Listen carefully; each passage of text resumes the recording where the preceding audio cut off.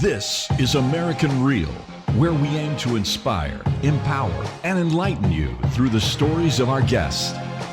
Here's your host, Roger Brooks.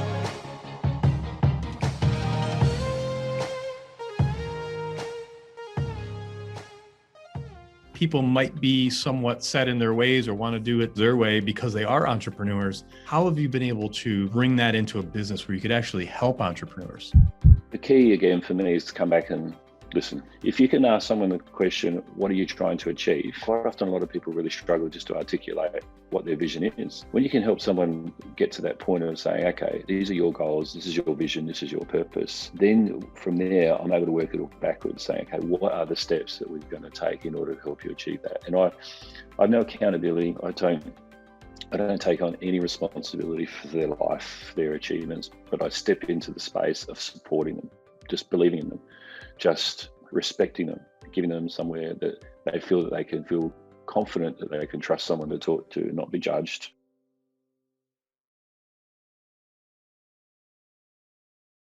This is American Real. I am Roger Brooks. My guest today is Shane Strudwick. You describe yourself as a life wire, idea connector, brander, and visual communicator. Shane, it's a pleasure to have you on the show. Welcome to American Real. Thank you, Roger. It's great to be here. And I'm just flabbergasted because you live on the other side of the world. It's 3 a.m. for you, and I've given you a couple options to reschedule, but you're like, no, we're here, we're doing it. And I just appreciate you hanging in and giving us some of your time in the middle of the night. Yeah, you're welcome. I mean, that's the downside or the upside, I guess, when it comes to being on the other side of the planet here in Australia. But it fits in with everything as well. It sort of works within every schedule. And I guess the other thing is I get no distractions in the middle of the night with my family as well. So there's some positives in it. Yes, and you're no stranger to these midnight calls because you just finished the brand intervention Masterclass where David Brier is the instructor. He's part of our American Real Academy. And I'd love just to spend a few minutes to get your thoughts about that program. It was a 9-week, very intense program where there's mentorship classes on Saturday mornings here in the US, which is, I guess, Sunday in Australia. Yeah, normally. That's right. Yeah. So what was that program like for you? You've done a lot of work. We'll get into that today, but what was that specific program like for you? And tell us how you came upon David Brier.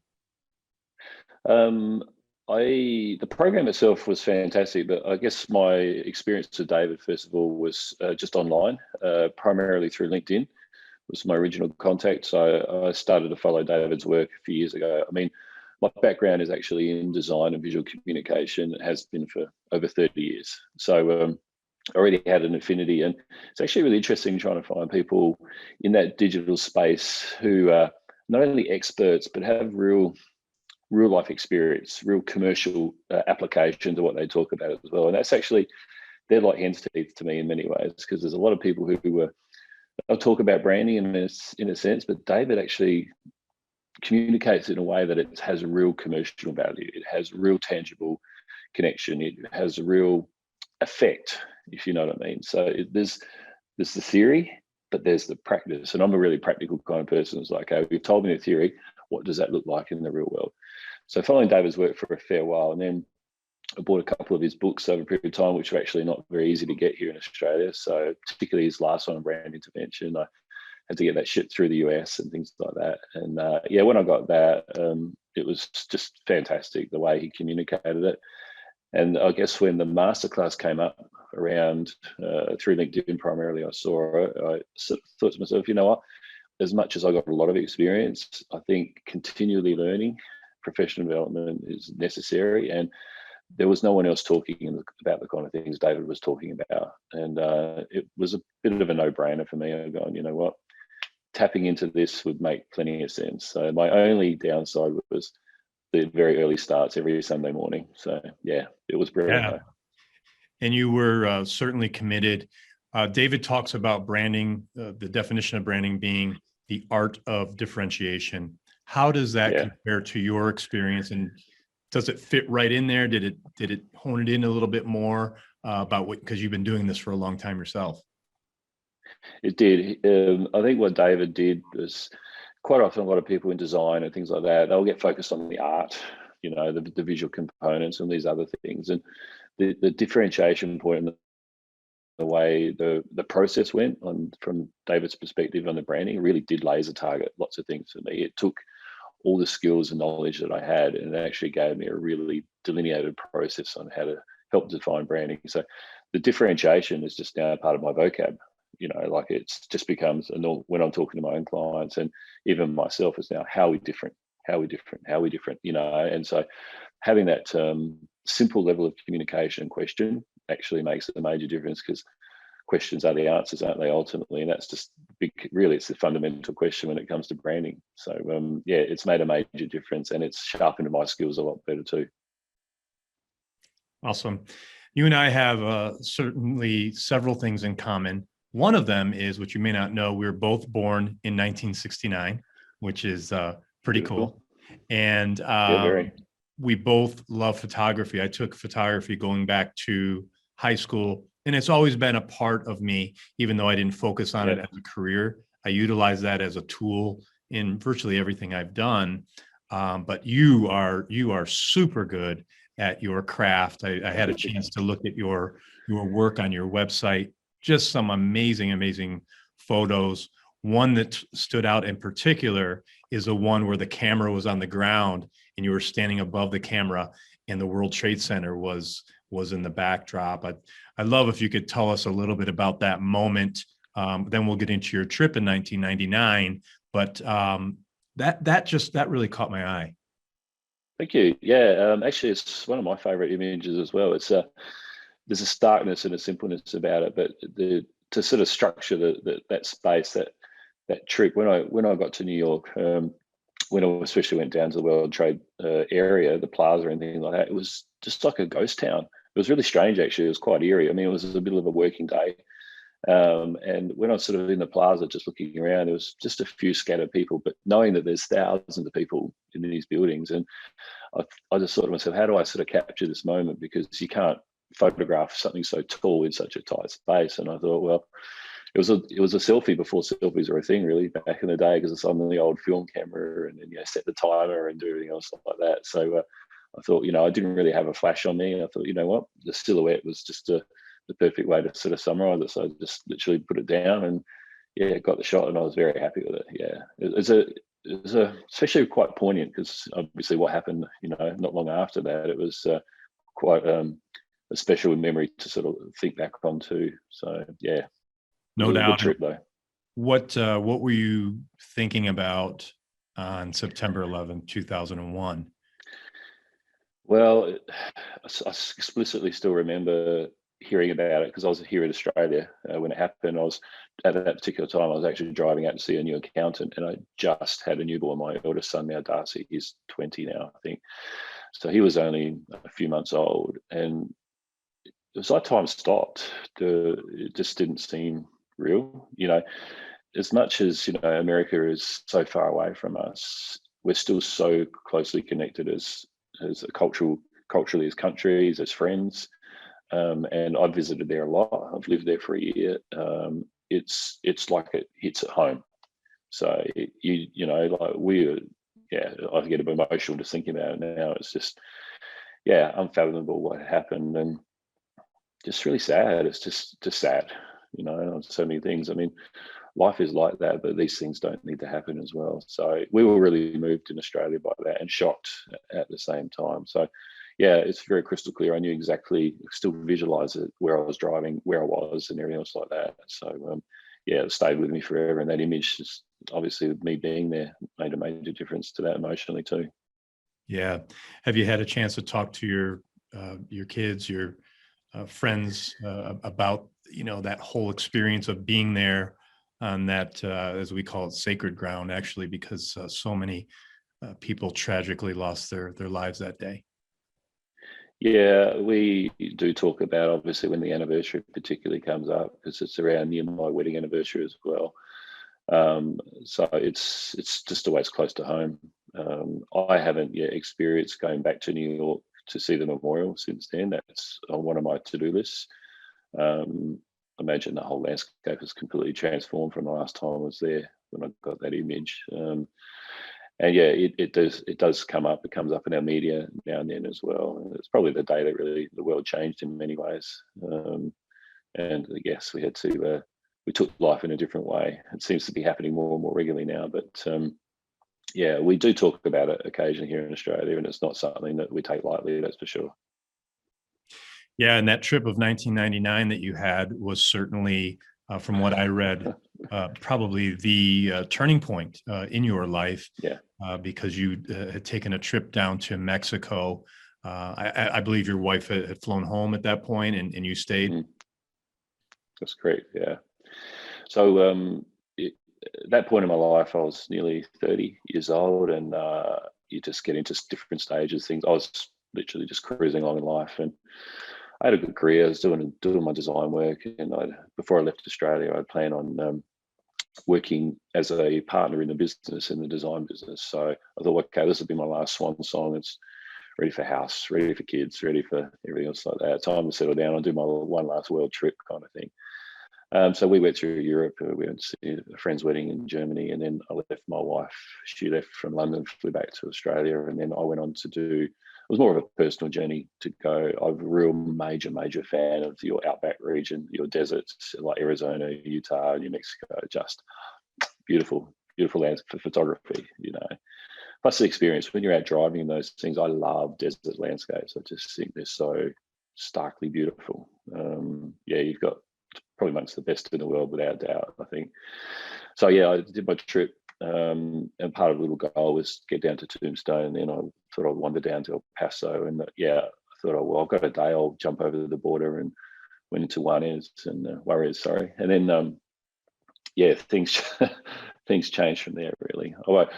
I mean, I did a video about it recently. Actually, I thought it was time to sort of share that story and that experience, but it did change my life. So in essence, I put myself in quite a dangerous position down there. I wasn't aware of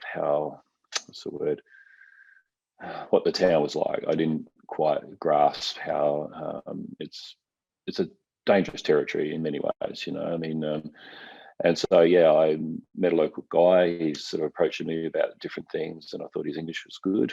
And so I, as a photographer, super curious about everything. I learned some lessons, and I'd been studying martial arts back then too, and so I felt pretty confident with myself, probably a bit too confident, I think. So anyway, he basically lured me into an abandoned building where I was mugged, in essence, and I just remember just sort of being pushed into this corner. I had a broken beer bottle sort of shoved into my neck, and I just remember wedged, and there's this guy. He's got his knee on my shoulder, and it was a dirt floor, abandoned building. Nobody knew I was there. Like, I didn't tell my wife. I didn't tell anyone. And I just pictured myself laying there in a pool of blood, and I was thinking, this is not the way that I want to see my life end. And they rifled through everything. They found my camera gear. That was like the jackpot to them. And then 3 other guys had appeared from the doorway as well. And I thought, oh man, I'm just so outnumbered here. Like, what have I got to lose? It's either I submit or I fight. And I just thought, oh, that's it. So I went for it after they took my camera bag out. And this is a really condensed story. Yes, I did see the video. So we'll put a link to that in so people could watch the full video. Yeah. So fortunately, I just decided to go for it, and I got this rush of energy, and I was more concerned about the fact that my wife didn't know I was there. Nobody knew I was there. People who loved me, and I hadn't really stopped to think about them until I was in that moment. And so I just thought, I launched up. I pushed these guys out of the way, and then I bailed out. The girl and another guy had took my gear, disappeared, and eventually I saw them. I chased them down. I just remember the adrenaline. I don't remember my feet touching the ground. They dropped my camera bag. They had my cash, watch, and all that stuff. And my wedding ring, unfortunately, took it off and had a little side pocket. Very, very shaky and lots of adrenaline. I found my way back to customs in the States, and only needed a quarter to get back in. And fortunately, it was the only it's really sort of serendipitous, really. Just one quarter they didn't get, it was still sitting in the corner of my pocket, and customer said, "Are you okay?" And I went, "Yeah." And they said, "All right." Well, and I just remember I got back in my hire car and I just drove as far north into the States as I could get. I think I got to El Paso, no, right up to Santa Fe. And I just remember being on the road the whole time and thinking, I wasn't angry at them. It wasn't their fault. They're just trying to survive. That was their world. And I thought, you know what, it's time that I started to take the bull by the horns. And at that time, obviously, there was no sort of, tablets and things like that. And I was reading Robert Kiyosaki's Rich Dad, Poor Dad. And all these things were coming together at the same time for me, thinking, all right, well, this is a bit of a sign. And the next day, what really did seal it for me was the next day when I called my wife, and I didn't tell her what had happened because she was back in Australia by then and she'd be really worried. And she was crying because she'd had just lost, miscarried. And I believe in the universe, I believe in that we are connected by energy. There's no, things don't happen by luck in many ways. And there's certainly things that go on. And I felt that when I reflected on what had happened, I believed at that time that I was grateful and my life was swapped. And I thought, you know what, I've got to start living it. I can't keep doing this because I can give a lot more and I can get a lot more and I can create a lot more and I can be a lot more. So in that moment, but the irony is when I got back to Australia, 2 weeks later, we had our local newspaper. It's a big broadspread back in the day.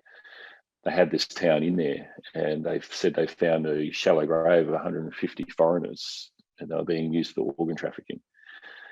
And when you sort of sit back and you go, oh boy, that could have been me. Everything just for me locked in.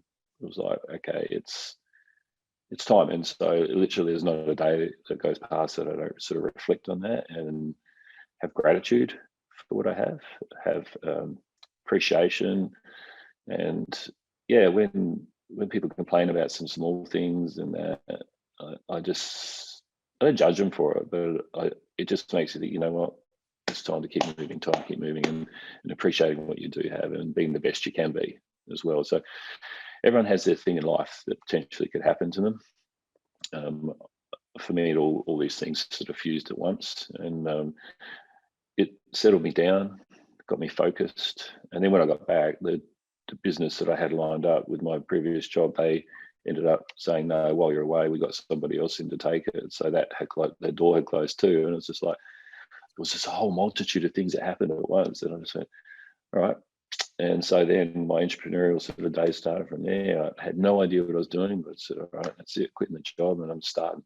I don't know what I'm going to do, but I was obviously in the design field at that stage. And so it was just a matter of what am I going to do from there? And then my journey started after that. So yeah, but I am extremely grateful every day for the life I have. And that was a part of that trip to New York was a part of that as well. So yeah. Just incredible, Shane. And man, I help people write books, and I cannot help but think about that for you, that I hope someday you could put this story into a book, because for one reason specifically, and that's to help people.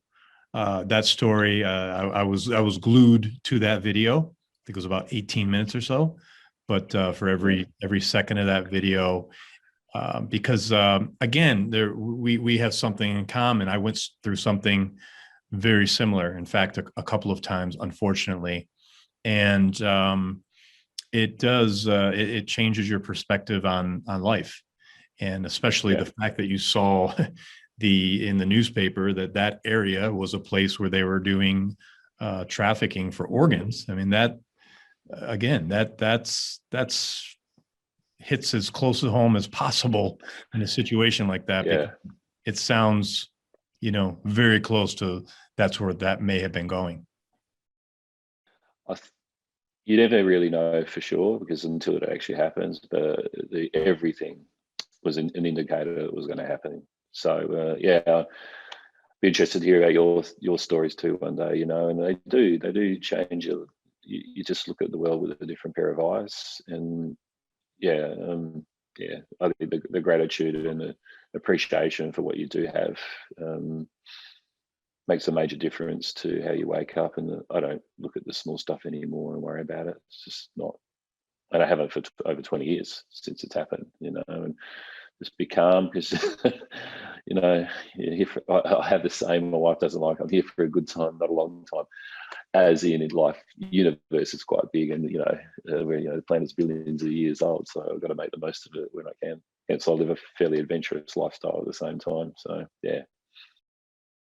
Well, let's switch gears a little bit and talk about your career. You have all of these different talents. You're a designer, you're a photographer, you're a mentor. How do you utilize those talents? And I'm especially interested, number one, because you took David's program, which is awesome, and maybe talk about some of the things that apply there. But more so, how you have been able to tap into your talents and use them to your advantage to help people.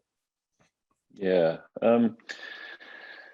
that's a good question, actually. I'm really grateful for my skill sets. My mum probably would take all the credit actually for my creativity side of it. She's a very good painter, and yeah, she did these paintings behind me. She did those from one of my photos for me. Yeah, so yeah, so those watercolors. Yeah. So that's one of my photos, and I just asked to paint them. Yeah. So it's a landscape here in Australia, but I mean, yeah. So she's in essence probably where I get the creativity, and I get really curious about remaining positive. There's always a solution for something to me. There's always a better way to do something. There's always a way that you can improve on something. You can sit there and complain about it the way it is, or accept it the way it is, or you can find an alternate that's going to just give you that little bit more. I love the concept of 1%. Just even 1% is just better. And it's not that you're on the way of striving to attain perfection, because that's not where the conversation at. It's actually about how do you improve something? How do you communicate something better? How do you make it more positive? I mean, if I remember my son was measuring something once, and he was like a millimeter out on this cube, and it wouldn't work. And I thought, well, the detail, it becomes about the detail. Focus on that little extra detail, finishes it off, which takes you into that realm of so much better. And so, I always come at questions like that. So over the years, I've done a lot of training with people, and for some reason, just these ideas will just come to me, and I'm able to communicate them quickly. And I find a lot of people lock up. If I say a suggestion, or I come up with 3 ideas about that, I just find they lock up. I don't know how to answer that or how to look at that. Whereas I'll just, like a machine gun, just go. And that's what impressed me about David. I mean, I think sometimes that I'm fast, but I watched him and I go, oh my God, where's this guy coming from? He's like a supernova level to me. So, when I work in the design and the visual communication space, you're a problem solver, really. I mean, you might use graphics to do that, or text to do that, or video to do some sort of problem solving, but you're a problem solver. And I figured out my superpower over the years is, creating uncertainty, from uncertainty, creating certainty. It gives, I can take information, I can turn into something and get a positive outcome. And so I've just over the years just been able to do that. I mean, I've had clients say to me, you can take a pig's ear and turn it into a silk purse, and I'm going, well, it's just like, well, that's just the way I see it. When you're looking for the best outcome on something within it, whether it's a budget or whatever the communication piece is, it's just a matter of focusing on the details, and then looking for a solution through. Because there's no point grumbling about what's wrong. That's not going to help anyone achieve what they need to, but there's always a solution through on everything. So I'm really lucky. I'm pulling all my skill sets together and go, okay, well, or connecting an experience over there, or pulling that in from over here, and then coming up with something for people as well. So yeah, I don't know. That's just the way I see it, and it's just the way I work in my process, really. And what does a typical client project look like for you? What are you doing for your clients in particular? There is no typical project for me. I thought I might hear that response. Yeah, I'm not really good in the cookie cutter environment. I have a lot of bread and butter stuff that I do. Visual communication to me goes across everything. It wouldn't matter what it is, whether it's in video or photography or design or anything. It doesn't matter.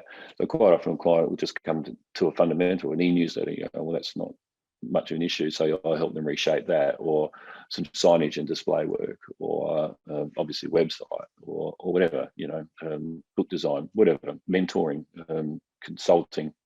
It doesn't really matter what it is. So you just learn to do that, and what you learn out of all that is when you work across so many different industry sectors, and David would understand this fully as well. You see really these common problems, but you see common solutions at the same time, and you're able to pull in different ideas and strategies from that industry into this industry, and you help people grow more and more from that. And so I'm really fortunate, because my goal is to help my clients achieve the best that they could do. I've had clients from the start. Here I am, like, over 20 years in my business, and even prior to that, and I've still got the same clients. And quite often they'll go, "Oh, listen, we might need to move on," and things like that. And there's some clients, because I can keep refreshed, I keep up with technology, or I keep up with strategies. And even doing David's thing is a positive, because you start to think to yourself, all right, well, I've now enhanced my skill sets and knowledge more to communicate better. And then I take my clients on those journeys with them as well. And so I become the guy they just come to. They just go, "Well, we know we can give it to you, and you're just going to come out with something." And I always strive for 95% result before I even give anything to them. And then I'm able to walk them through it, and they can see an outcome, and then they might just have their little bit they want to put in. But quite often they just go blind and say, "Can you just do it?" And I say, "Sure," because I have their interest in heart, and I spend their money like it's my money. So I don't want to ever take those relationships for granted as well, because getting a client takes a lot of work, it takes a lot of time, it takes a lot of money, but having a trusted reputation with integrity is even more important to me as well. So that's what I continually strive for. That's awesome. Yeah, that's awesome. And, I think the fact that you continue to improve or try to improve yourself with, education and keeping up with the latest and greatest, to me, that's the biggest thing, because if you go the other way, if you think you know it all, or no matter what trade you're in, those are the companies or the individuals that are typically not growing with their clients as their clients grow. So it's great to hear that. And I hope the people that are listening, both from a standpoint of finding you or a person like you to help them, or if they're helping others, that they're thinking about the same thing, that continually try to educate, because life, as we know it, is constant learning. We could always learn, just like you said earlier. Yeah. The absolute fundamental for me is always questions are the answers. The more questions you ask your clients, your friends, or whatever, the more you're listening, the more they're able to articulate things to you, the clearer everything becomes. And then when you actually can understand something at a fundamental level, you're not talking, you're listening and hearing. When you're able to give that information back to them, you go, "You know what, I've got it," and then you become the problem solver from there. Yeah, absolutely. Yeah. Talk about sustainability. I know that was something on your list that's important to you, but bring it into context for us. Why is sustainability important? Sustainability to me is not just about the vitality of our planet. It's everything. Like, you invest something into something, you don't want to burn and churn it. You want to maximize it as much as possible, whether that's your physical body, whether that's relationships, whether that's business. But obviously the biggest picture is we most quite often put it into the context of environment more than anything. So when I said before about spending my clients' money like it's my own, I don't just take that for granted. To me, having a sustainable relationship means nurturing things, looking after things. So yeah, it's a really core focus. Like, I don't want to put time into something if it's just going to be thrown out, as a concept or as a relationship or something like that. I just don't see the value in that. Sustainability means over a long period of time. I want to build relationships with people over a long period of time, because you get the depth, you get the trust, you get the richness. And same with your environment. If you treat your environment with that level of respect and trust, and you think about it in a big picture, that makes a major difference.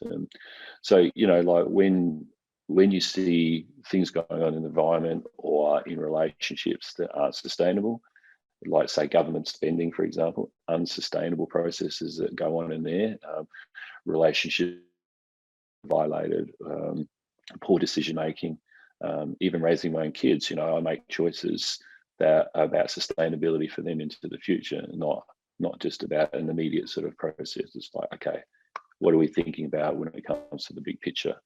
So yeah, sustainability works like that. So I tend to get involved with whatever I'm doing. It's always has an environmental understanding, but it's also about long-term value. That's what, to me, sustainability is as well. So yeah, it's a really important word, I think, in many ways. Can you give us an example or two when you talk about sustainability, when it comes to your clients? Again, love to give our listeners and our viewers some tips on what they might be able to do a little bit extra or a little bit different. So what are you doing to build that relationship, to build that trust, to build that sustainability? Well, it's funny, I can be a customer myself. So I have suppliers or contractors who work for me. And quite often they'll approach you generally with okay, we just want to get the job done and we want to get our money. They don't sit there and think about, what are you trying to achieve? How can we help you try to achieve it? There's two different approaches there. You know what I mean? It's a little bit like you can do the drive-through, get your coffee, move on, or you can have a customer experience. So to me, when it comes to nurturing and looking after my clients, it comes down to, I'm not after the immediate gratification of the dollar. Like that to me is always the byproduct of what I'm trying to do to give them a valued solution, an opportunity, or anything else like that. What I'm really looking for is like, will we have a long-term relationship? And if we do the correct things together, and I'm seen as a trusted partner with them during that process, like I'm literally walking side by side with them, and they know that they can trust me, then that makes a major difference. Or I could walk in and try and be, from a sales perspective, I see myself as a Labrador, not as a pit bull, if that makes sense. So I'm happy to be there, and I'm happy to have my client, just know that I'm there. There's no judgment on them on what their choices are. Quite often, a lot of them will come back because they go away, they want to experience something, they get treated poorly, they realize that the value is not there, and then they want to come back because they understand and respect the nurtured relationship that I like to bring, the friendliness, the problem solving. Like, I'll go out of my way. Like, when I was in the States, this is how bizarre that I think about things. I'm always looking for ideas. It doesn't matter where I am. And I remember over in the States, I had a client here that owned a pub with a restaurant. I remember I found this fantastic menu. I can't remember. I was in Colorado.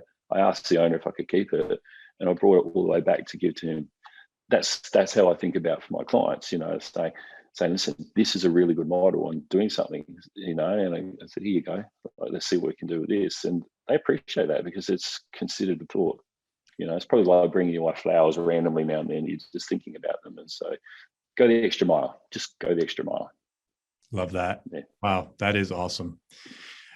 Shane, let's talk about how you went from designer to brander to entrepreneur mentoring, because that piece of it, that entrepreneur mentoring, is not easy. The entrepreneurs, I feel, are a whole different breed.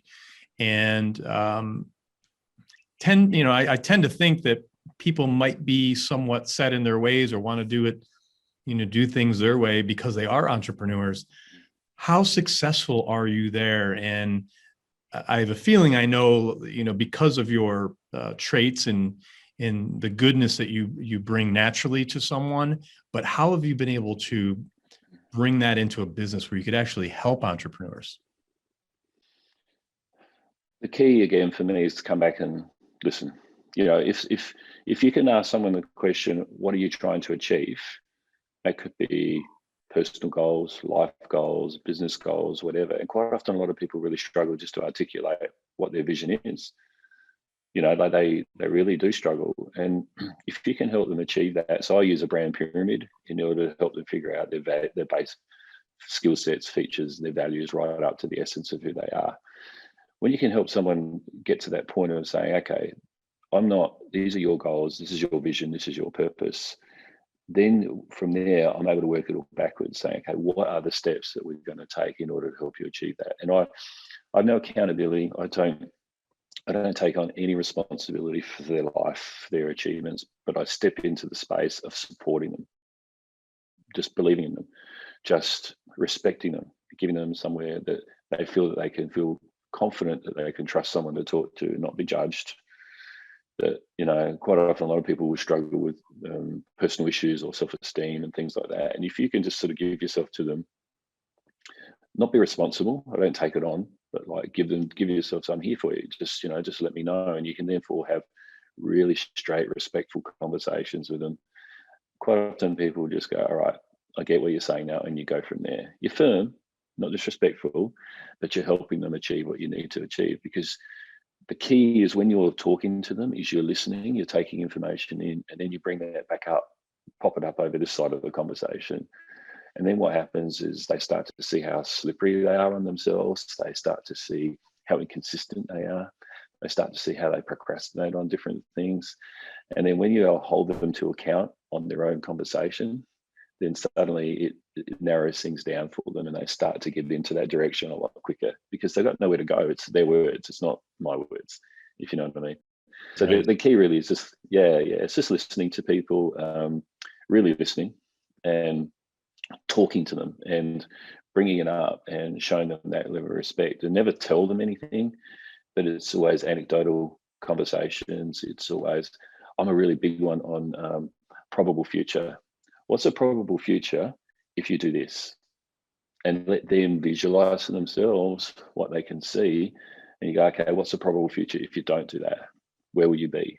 And so, do the old sit on the porch when you're 70 and live your life backwards kind of thing.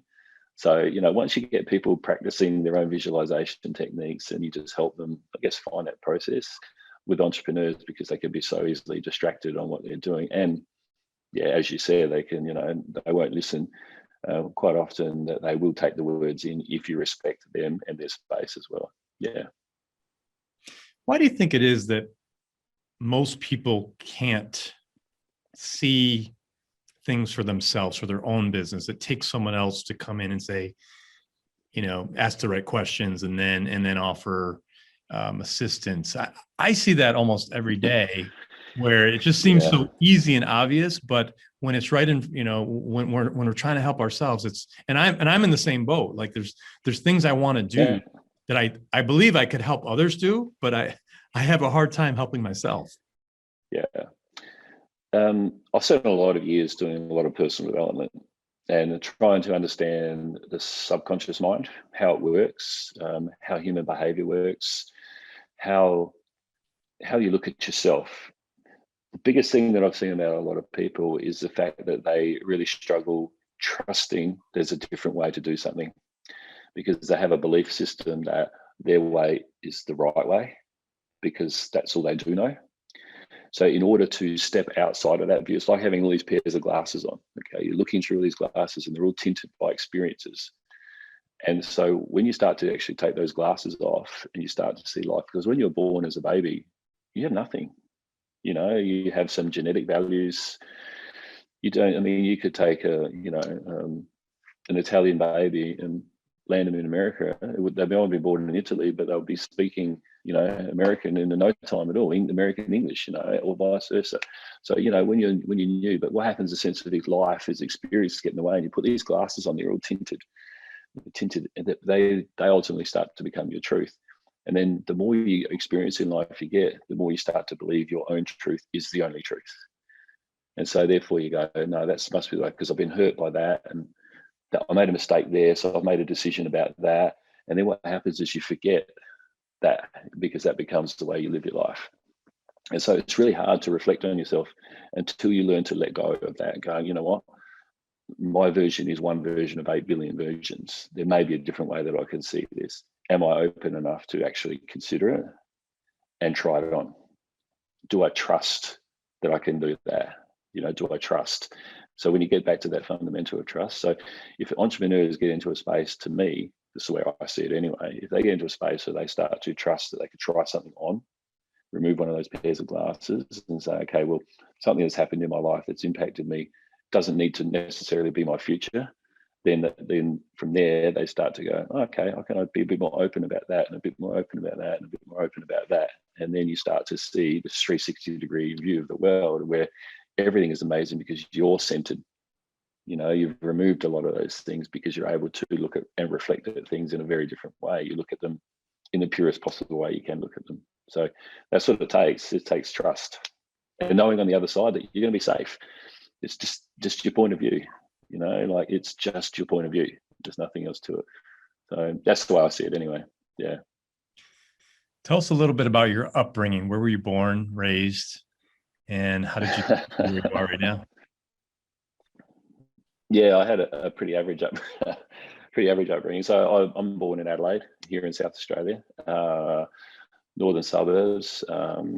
It's a bit of a challenging area back in the day. So grew up as a kid in the 70s. Awesome time though. Like everything was, as you would know, growing up then. It was. I really feel for my kids nowadays, but then again, I don't, because they will never have that sense of experience. So I'd never try to project my childhood on back in my day. Right. I don't do that because they will never get that. They'll never get that, unfortunately. So I learned really early in life. I had a really dysfunctional kind of family environment. At the age of 7, I learned that I was alone. That was in essence, and yeah, it wasn't fun. I didn't have a fun childhood at all. And it takes a lot when you're really little to realize that you're alone, and you just have to get through life. Growing up in a rough neighborhood, shuffled from family to family, didn't know what love was, all those sorts of things. But I knew in my heart I was a good person. I strayed and got into trouble as a kid a lot because there's no guidance. If you have no guidance, you're just trying to figure out your own rules in life. Fortunately, I never got into major trouble, but I did get into some trouble. But I was always a cheeky kid, fun kid. I started working by the age of 11, selling newspapers. Loved that job. I was a really cheeky kid, yeah. But I used to do really well on the sales side of it. So I think I had an entrepreneurial business kind of side to me back then. I used to sell newspapers, and the guys would need to fill out like crosswords, and I'd pull out a 50-cent pencil for them. You need this, sir, and then so just try and find little ways to make extra cash, a bit of coin. Yeah. Well, again, you're just trying to find a solution to a problem, aren't you, really? So yeah, I left home by the time I was just over 15. Wow. And fortunately, it wasn't a great situation. But I just knew I was a good person, and you're just born into the environment you're born into. It's not, you can't use that as an excuse for who you want to be, and especially once you're an adult. As a kid, you go, okay, well, I'm a victim of this world. I'm here. You don't know any different. You don't like it. But in other ways, you've got other families or other kids who'll be in perfect situations who don't like it. It's the makeup of the person, I guess, and where they're at. So yeah, I fell into the hands of a teacher back in the day who took me in as like a foster kid, and he, thankfully, on so many levels, he actually did an exchange, and we lived in Denver for a year in '86. That was just transformed my whole world. Gave me a sense of confidence. It gave me a sense of trust. Gave me a sense of adventure, and it took me out of my fears and lonelinesses and things like that. And so, okay, well, there is a purpose. I didn't really have a direction. I didn't still have anyone sort of completely mentoring me, because he only could parent based on his skills as well. But he was a good bloke, and he really made a major difference to me. So when I look back, and when I got married particularly, I nearly had a marriage breakdown not long after we had our first child. And I didn't realize at the time, because of my own childhood, there was a lot of self-sabotage going on. There was a lot of, I've got an amazing wife, beautiful, like I'm just so blessed in so many ways. And yeah, what would happen is all this child, like I remember I said about the glasses. Well, as a child, you're putting these glasses on too, and you're doing everything to protect yourself. So I had this whole thing that, like, okay, you have to protect yourself. I love you, but I'm scared about opening up. So you tend to find yourself sabotaging, not intentionally, it's all subconscious. And that was from that point on when, my marriage nearly broke down, because I explicitly made myself a promise that I didn't want my kids to go through what I went through as a kid. And it was like, okay, maybe I don't have all the answers. Maybe there's something going on in here that I need to figure out, because there are other people who live in the world with peace. They live with love. They live with trust and happiness. Why can't I have that? And then I just didn't realize how full on that journey would be, to like pulling everything back. And just when you think you get it, no, keep going.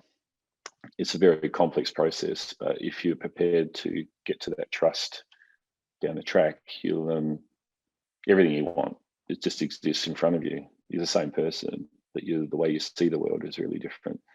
So, my childhood wasn't awesome at all, but it didn't make it shouldn't and hasn't made a difference to who I am, because I'm living today, and that's what counts, if that makes sense, and Wow. I'm the one who can create what I want for the future out of that as well.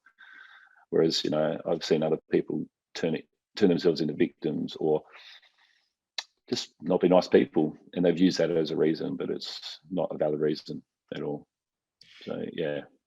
Yeah. And I think, about a lot of lessons in there. One, I think about consistency, to stick with it, to be persistent, Yeah. to see it through, all the way, because you could go really far with trying to improve yourself. And then if you don't go far enough, you may take 10 steps back. So it's really great to hear you talk about this. Again, our whole mission here, while we share these stories of our guests, like you, is to let's find some things, let's find some pieces of gold that we could help others that are going through similar things right now, or they know someone going through similar things where they could help. So it's just great to hear your story and your perspective. And look, we're human, we're vulnerable. But if we don't learn from our mistakes, we can't grow. If we can't admit that we have faults, then, we're perfect, we're imperfect. So just wonderful that you're able to share a piece of your story with us today. I have a couple of last questions for you, Shane, and then I'll let you go. If you were to take out your cell phone now and call that 20-year-old self, 20-year-old Shane, what might you tell him? I think what I'd say to him is, I say, you have to move a lot of rock to find the gold. Like, life is excellent. Life is fantastic. It won't just deliver it to you. You do have to dig for it. You do have to, but when you find it, that's the treasure you really want. Life will keep giving you that. To me, that's what I say. I say, you're loved. You're loved. You love yourself, but people do love you, and it's okay to be who you are, and that's fine. To me, that's where it is. Just that sense of security about yourself. You know what I mean? And so it's just move the rock, and the gold is sitting right there for you. Awesome. Awesome. Mm. What's coming up next for you? Anything you'd like to tell our audience about, what they could look for in future projects or anything like that? I got a few things going on. So I'm still going to continue my branding and design. I love that. To me, it's really daily. It's a learning curve out of that as well. I've spent a lot of years doing in the tourism sector, which I'm now gradually moving from. I've got a couple of things. I'm helping my son. He builds robots. He's in high school and he's starting a business. So I'm helping him grow his opportunity as well. We're sort of working. Yeah. He's an incredible kid, actually. So it's great. It's very exciting. Yeah. It's really exciting. He's been squirreling away for the last 14 months on developing circuit boards, so schools could build their own robot kits and things like that. So wow. He's very passionate about it. Yeah, and incredibly self-taught, self-learning. So nothing like it anywhere. What he's trying to do at the moment is incredible. So and how fun is that to be able to work with your son, on something? That must be. It's awesome. It's awesome. His knowledge though in the electronic space, it's just far exceeds me. So I come into it from the business head, just the experience, the entrepreneurial space, just the business now more than anything. He is the brains when it comes to the tech side of it, and he's self-taught. I mean, to the point where he's studying his electronics at school. He's only in year 11 this year, and the electronics teacher had said, "Listen, you go straight to stage 2 and just do whatever you want. We don't care." Wow. Yeah, he's super impressive. Yeah, so helping him, but I've also started another business. I've been involved in their industrial coatings basically business, and I'm importing out of the States for a company out of there. And these I like to get involved with things that are really innovative and unique. And there's a particular range of coatings out of the States that are just phenomenal, from heat, corrosion management, just all sorts of stuff. And they're just really unique, and there's nothing like them. So I'm looking forward to stepping into completely new sectors that I feel really confident about. I mean, to me, sales and entrepreneurship is, again, listen, problem solve, and then go back to the manufacturer and talk about how we fix the problems. But what I do bring into the skill set in the mix is the branding, the differentiation points of views, the marketing, and all the skills that I've been building for clients for over 20 years now. I can just bring it into my own business. So I can just build my resources, bang, bang, bang, bang, bang, how to protect it. And then therefore that saves me a lot of money. We're talking serious amounts of money. Yeah. So I'm really, it's called NEOTech Coatings. And so what I really wanted to get out of the brand masterclass was the differentiation of that. I knew that I was stuck.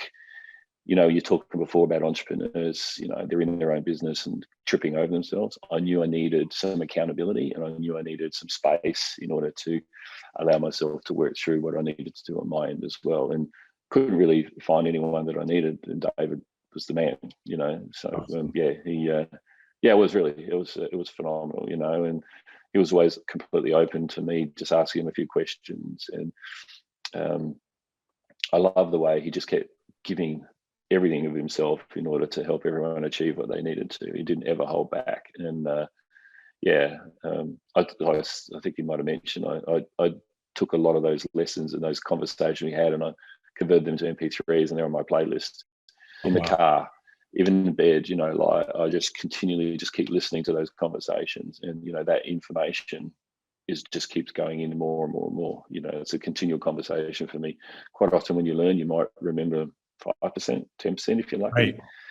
So whereas repetition. So everything I need to learn doesn't matter whether it's with the coatings products, it's the same. I'll get some training, convert that, and I just listen, and that's quite often there's no visual side really needed, but you do need to digest the information and keep it stored up in here, and then that allows you to accelerate your learning from there. So to me, this is really exciting because Australia is untapped largely with these products. I've got serious amounts of work to do, but I've built my values. They're fundamental to me in my business. My values are really super critical. And what I've been able to do is I've been able to weed out potential dealers and applicators who are going to be a part of the business based on those values. Because when you hand over a sheet of values to people who don't work like that get very uncomfortable quickly because they don't understand what they mean. I love that idea. They do. What happens, you say, these are the values that I think, let's have a chat about that. And I tell you what, people who like a bit, you know what I mean? They're gone. Wow. So it's actually becomes, it's a very, very, I found a very simple way, because people can be really slippery in business, if you know what I mean. And so this way it actually eliminates them quite quickly. And those people who believe in them, you have great conversations straight away. Wow. So that builds that trust. Yeah. If you're willing to share that, I would love to see that. And absolutely. Yeah, I'll send it to you. That'll be fun. Yeah. How do people reach you if they're interested in your services, if they want to talk to you about how you might be able to help them? Well, probably the easiest way is actually just through my personal, because I got all these different interests, through my personal brand website, zestyshane.com. So I found I had all these different interests, and I thought, the best thing I can do is just pull them all together into one space, and so they can just search Zesty Shane, and I'll pop up. There was no Zesty Shane anywhere until I started SEO and getting it all sorted. So, but and I just thought, I need some point of difference. I love it. Before David, yeah. So that's great. I grabbed Zesty Shane. It's only because on Twitter all the handles are taken, but Zesty Shane wasn't taken, so I grabbed it. That's perfect. So we'll put a link to your website there as well. Yeah, thank you. Yeah, great. It's been great. It's been a great conversation, Roger. Likewise. Thank you, Shane. Shane Strudwick, welcome to the American Real family. One last question before I let you go. At the end of the day, what type of legacy do you want to leave? What type of mark do you want to leave on this earth? I just want to leave the world and the people I connect to in a better place. Better people for themselves, more enriched for me, and knowing that, I've left a difference. And that's really what I want. Like if I come away from a conversation with you or anyone else and you feel better for that, you feel more trust, and we have a friendship, what more do I need? And like, there's another person I love in life. That's it's not much more really at all. Yeah. Awesome. Thanks again, Shane. Appreciate you coming on the show. Thank you. And can't wait to continue to follow your work. Same. Thanks, Roger. Thanks for tuning in to American Real. Be sure to visit our website, americanreal.tv, or search for us on iTunes or YouTube for past episodes. While you're there, please rate us or leave us a review, as that helps others find our show. I am truly grateful and appreciate all of your support. If you'd like to be part of our inner circle or want one-on-one coaching, check out the American Real Learning Academy, where we have self-help groups and courses so you can build the best you. We also have a new Facebook group where you can connect with high achievers from around the world. If you want to go even further, maybe you're determined to write your own book or launch your own podcast, contact me today to see if we could help. You can reach me through Instagram or Facebook, or email me directly at roger@americanreal.tv. Thanks for tuning in, and we'll see you next week.